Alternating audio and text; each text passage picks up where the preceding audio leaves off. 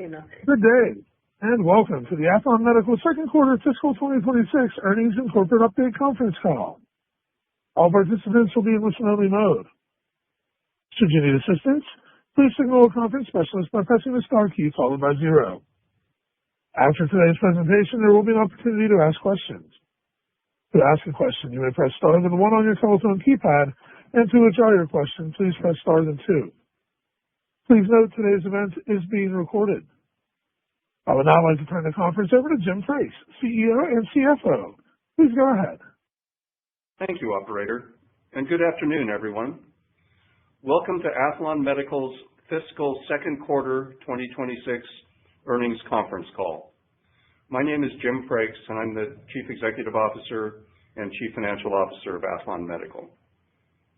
At 4:15 p.m. Eastern Time today, Aethlon Medical released financial results for its fiscal second quarter ended September 30, 2025. If you have not seen or received Aethlon Medical's earnings release, please visit the investors page at www.aethlonmedical.com to view it. Following this introduction and the reading of the company's forward-looking statement disclaimer, Dr. Steven LaRosa, our Chief Medical Officer, and I will provide an overview of Aethlon's strategy and recent developments. I will then make some brief remarks on Aethlon's financials. We will then open up the call for the Q&A session. Before we start the business portion of the call, please note that the news released today and this call contain forward-looking statements within the meaning of the Securities Act of 1933 as amended, and the Securities Exchange Act of 1934 as amended. The company cautions you that any statement that is not a statement of historical fact is a forward-looking statement. These statements are based on expectations and assumptions as of the date of this conference call. Such forward-looking statements are subject to significant risks and uncertainties, and actual results may differ materially from the results anticipated in the forward-looking statements. Factors that could cause results to differ materially from those anticipated in forward-looking statements can be found under the caption Risk Factors in the company's annual report on Form 10-K for the fiscal year ended March 31, 2025, the company's most recent quarterly report on Form 10-Q, and in the company's other filings with the Securities and Exchange Commission. Except as may be required by law, the company does not intend, nor does it undertake any duty, to update this information to reflect future events or circumstances. And now, I will turn the call over to Dr. LaRosa, who will cover updates on the Australian oncology trial and on our R&D efforts. Steve? Thank you, Jim. I'll start off with a clinical update. Ongoing progress has been made in our Australian oncology trial of the Hemopurifier in participants with solid tumors not responding to a regimen that includes immunotherapy with an anti-PD-1 agent. We've completed Hemopurifier treatments in the 3 participants in Cohort 1. All 3 participants completed a single 4-hour Hemopurifier treatment without any device deficiencies or immediate complications. At the pre-specified 7-day safety follow-up, none of the 3 participants experienced a dose-limiting toxicity or a device-related serious adverse event. An independent data safety monitoring board that was convened on July 11, 2025, recommended advancing to the second cohort, where participants will receive 2 Hemopurifier treatments during a 1-week treatment period. All 3 investigative sites in Australia have been busy pre-screening potential participants for the second cohort. Potential participants have been identified by these screening efforts, and these participants are currently reviewing the informed consent document. In an attempt to accelerate enrollment, Aethlon has embarked on a 3-pronged strategy. First, we held a virtual investigator meeting with the 3 Australian principal investigators and sites to share best practices for identifying potential participants and describing the trial to those participants. 2, we are working with our Australian CRO Rescue to identify 1 to 2 additional new sites. And 3, we've engaged the company TrialFax to perform clinical trial advertising, online pre-screenings, and referral of potential participants to the investigative sites. As a reminder, the primary endpoint of the approximate 9 to 18 patient safety, feasibility, and dose-finding trial is safety. Safety is determined by monitoring for the incidence of adverse events and clinically significant changes in blood tests following the Hemopurifier treatments. The trial involves patients who are not responding to a treatment regimen that includes an anti-PD-1 agent, and the participants will receive either 1, 2, or 3 Hemopurifier treatments during a 1-week treatment period. In addition to monitoring safety, the study is designed to examine the number of Hemopurifier treatments needed to decrease the concentrations of extracellular vesicles, or EVs, and if changes in these EV concentrations improve the body's own natural ability to attack tumor cells.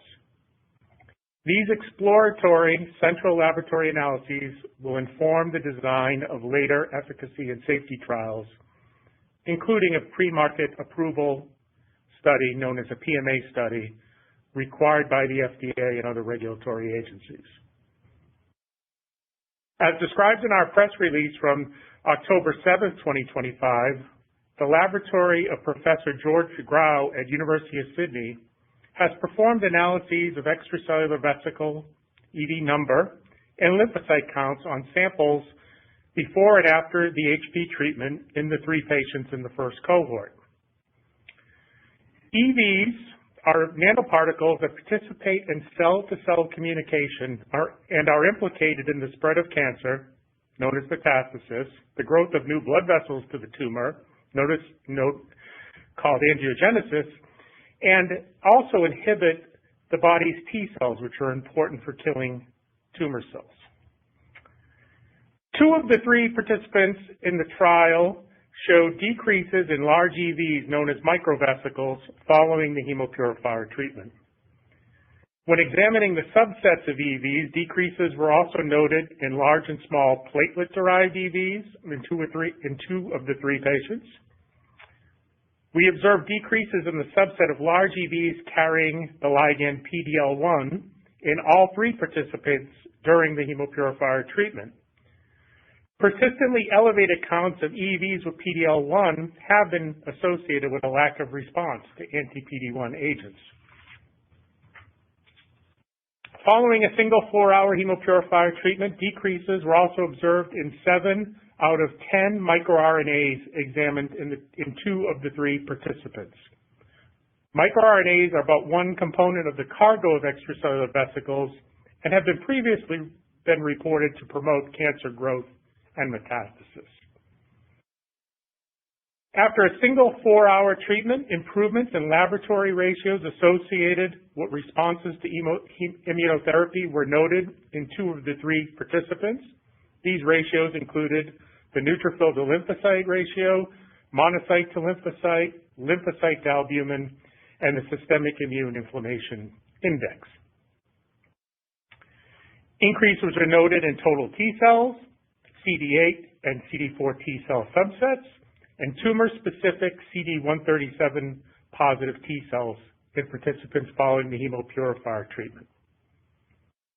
Heterogeneity was noted in the time to these changes in the 3 participants and the magnitude of the changes observed.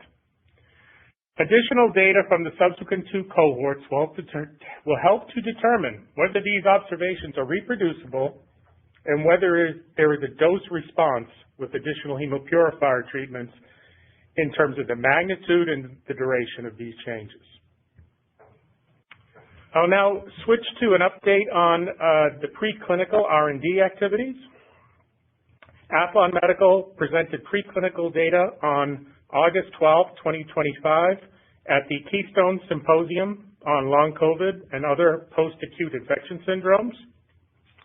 Long-standing symptoms following acute COVID-19 infection, known as long COVID, have been demonstrated to affect approximately 400 million individuals worldwide with a global economic burden of $1 trillion per year. no treatment has been approved by a regulatory agency for the treatment of long COVID. Extracellular vesicles have been implicated in the pathogenesis of long COVID. The data we presented demonstrated that large and small extracellular vesicles from long COVID patients bound to the GNA lectin and the lectin affinity resin that's present in the Aethlon hemopurifier. Following this presentation, Aethlon's R&D lab has focused on studying the cargo of the extracellular vesicles removed from the long COVID patient samples. We are currently preparing a manuscript for submission with these results, with plans on submitting to a preprint server and a peer-reviewed journal in a publication that's being done with our collaborators at UCSF Medical Center.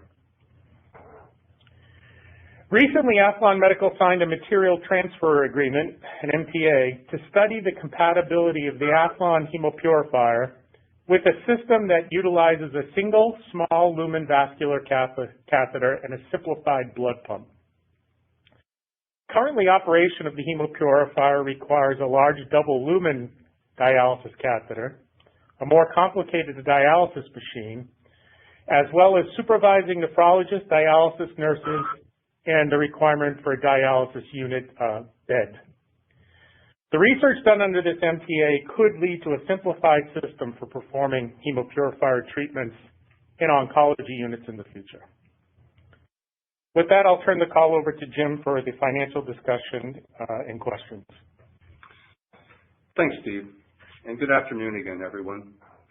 Let's touch briefly on the financials.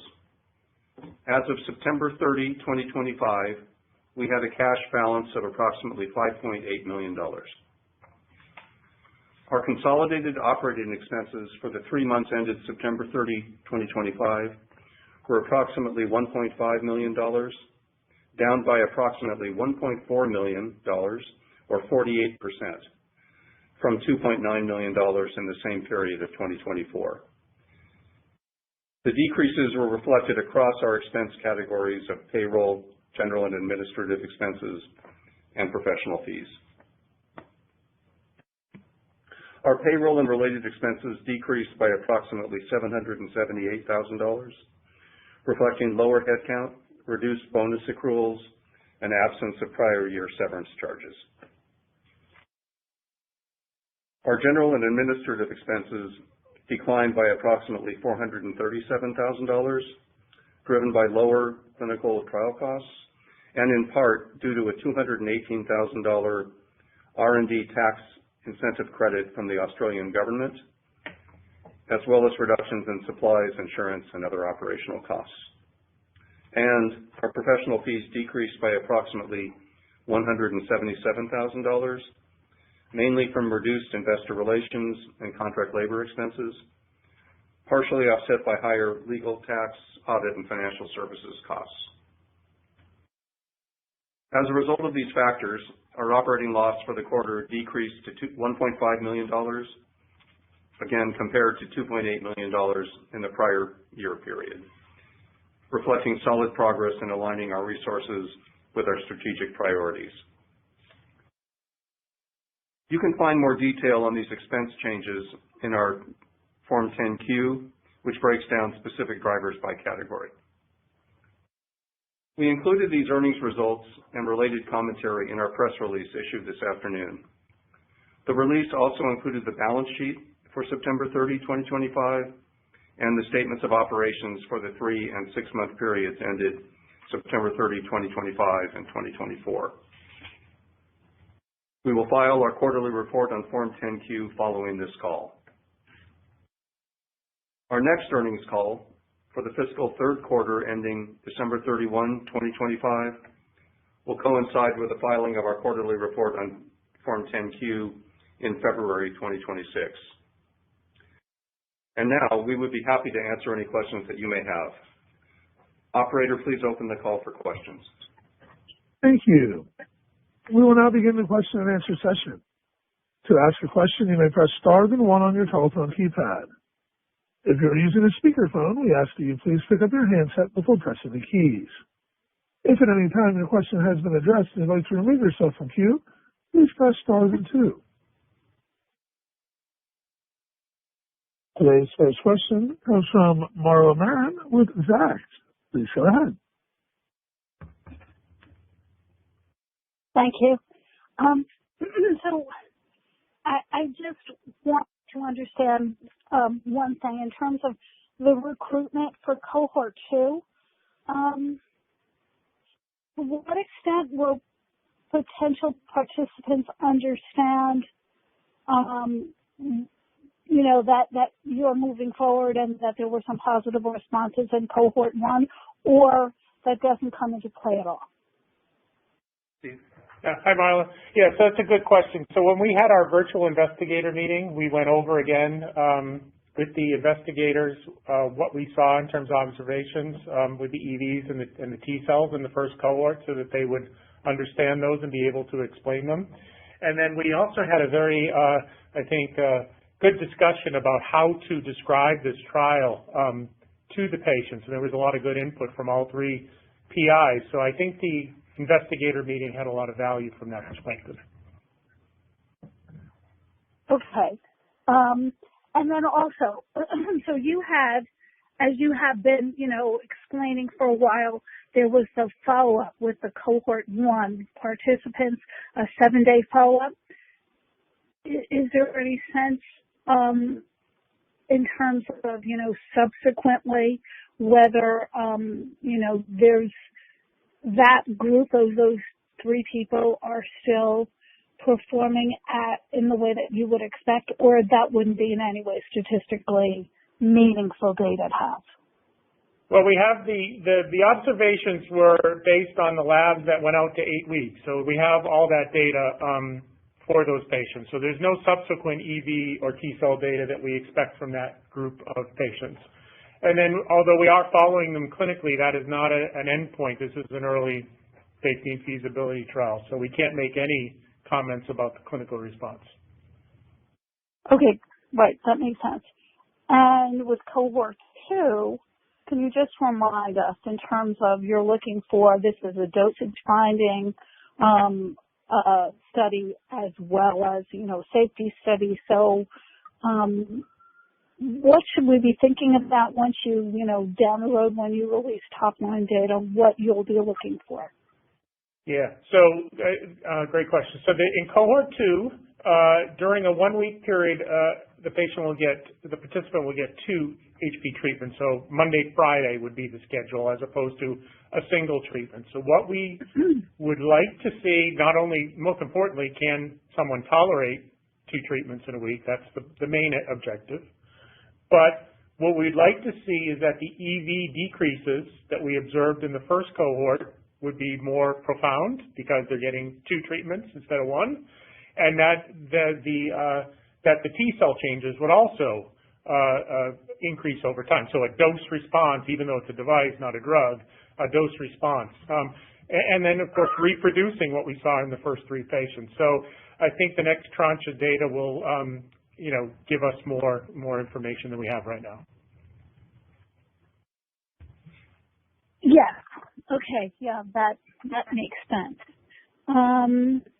And you're, as I think you've said in the past, you're not walking away from some of the other indications where you think the hemopurifier can be effective.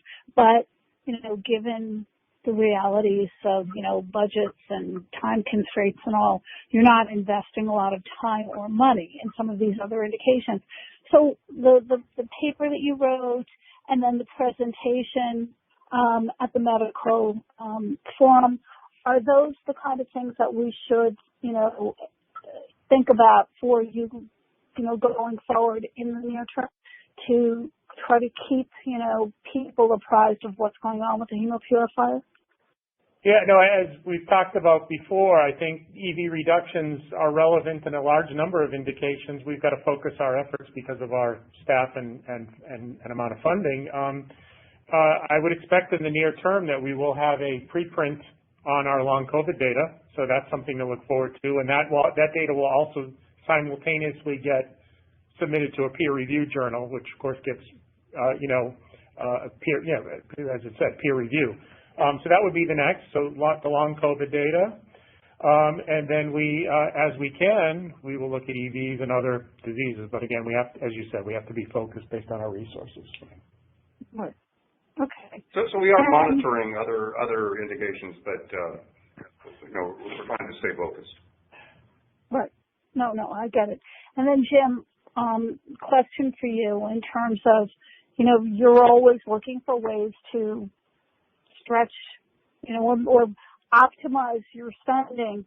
I'm guessing that at this point you really, there's not a lot that you can do because you've pretty much optimized your spending. In terms of, in the past, like quite a long time ago, there were some, you had access to some sort of, government funding that was non-dilutive. Have you thought about that again, or is that really, not applicable now as you're moving through clinical trials? Well, if the government contract was aligned close to perfectly with our goals, we would be interested. But if it was, an excursion into a different field, it just, especially with the current administration cutting overhead on these contracts, they weren't all that profitable before. And now with the overhead reductions, I think that it's probably break even or close to break even at best. So I think it would have to dovetail really well with our goals to help us get to those goals more efficiently. So we're not averse to doing it, but it has to be the right contract or grant. Okay. All right. Thank you very much. That's it for me. Thank you, Marla. Thank you. And our next question today comes from Jeremy Perlman at Maxim Group. Please go ahead. Okay, thank you for taking my question. Good evening. So you had approval to move on to the second cohort roughly 4 months ago. Maybe if you could explain or hypothesize why you think it's taking so long to recruit patients. Yeah, it's as we've kind of said before, this is not an easy sell to patients. Cancer patients don't usually get a large catheter put in and get their blood filtered over a machine, and so that takes some explaining. So I think, and there's a lot of time points where patients have to get samples done. So, and then explaining to a patient what the in a safety and feasibility trial, what the value would be to them. We had a lot of discussions at the investigator meeting. So it's a EV removal in cancer is a novel concept, and extracorporeal therapies for cancer patient is a novel concept, and that just requires some explaining to them. And so the slow enrollment to me is not all that unexpected. Okay, understood. And based on these new initiatives you're instituting to try and accelerate enrollment, do you still think by a timeline for completion of the second cohort by the end of, let's say, mid 2026? Is that reasonable, or how should we look at based on these timelines? Yeah, I mean, we've tried to say that we would anticipate a patient per month. One of the things one must bear in mind is that it is now summer in Australia, so people are going on vacation, and it's the holidays. So a slowdown during the holidays would not be unexpected. But one patient a month is what we're targeting. We do hope that we're not standing pat. As I've said, we've engaged this company called TrialFact, so they're actually doing digital marketing. They're doing an online screening form, and then they're referring potentially eligible patients to the sites. I think that will help. And we're actually looking for an additional 1 to 2 sites. So we're trying to exhaust every avenue to try to ramp things up. Okay, that's great. And then just the last question related to some of the data that you talked about earlier on the call, and that was in the press release today. Does that fit in with your hypothesis that this could help, extend the patient life or help improve patients who are going under immunotherapy as well, or is it not enough of a decrease yet in the T cells and the EVs? Yeah. So I'm always cautious because it's 3 patients. That's probably the most important thing. So the more patients, the more confidence one would have. So, but directionally, EV decreases is what we want to see, and we're seeing that overall and in some subsets, and some improvement in different lymphocyte populations that are involved in tumor killing. They're going directionally in the right way. So if we see that this is reproducible in the next cohort and that the magnitude of the changes is increased, that would give one more confidence. So yeah, things, okay. At least what we're seeing now, we're seeing directional changes that we wanted to see. Okay, great. Thank you very much. I'm going to hop back in the queue. Thank you, Jeremy. Thank you. And our next question today comes from Sean Lee at H.C. Wainwright. Please go ahead. Hey, good afternoon, guys. This is Sean here for RK, and thanks for taking my questions. I just have two quick ones. First, on the Australian study, regarding the lower EV levels that you saw, was that directly following treatment or after a period of time? And was that stable following that, or did the EV levels rebound after a while? Yeah. So what we did is we got a sample before they went on the machine, before they went on the device, one at 2 hours into the treatment and one at 4 hours, so at the end of the treatment. And then subsequent weeks, 1, 2, 3, 4, and 8 following treatment. And so we saw, again, particularly in the larger EV populations, decreases during the treatment, so at the 2 hour and 4 hour time point. And because EVs are being produced continuously, you do see a rebound, usually over the course of a couple of weeks. And so, yes, they do start going back up. So what you'd like to now examine, because this is a dose-finding study as well, is that with more treatments in a given week, the EVs will both go down further and stay down longer. But we've only got the single treatment so far. So, yes, they go down during the treatment, and then they do start rising after a couple of weeks after the treatment. Which was expected. That's totally expected, yeah. Thanks for that. I think you mentioned that their follow-up for 8 weeks during cohort 1. For cohort 2, are you expected to follow them any longer, or are we still looking at the 8 weeks data in maximum? Yeah, the EV and T cell data only goes out to post-treatment week 8. We don't go any further than that. Okay, got it. That's all the questions I have. Thanks. Thank you, Sean. Thank you. And that concludes our question and answer session. I'd like to turn the conference back over to Jim Frakes for any closing remarks. I'd like to thank you again for joining us today in our discussion of our fiscal second quarter results, and we look forward to keeping you up to date on future calls.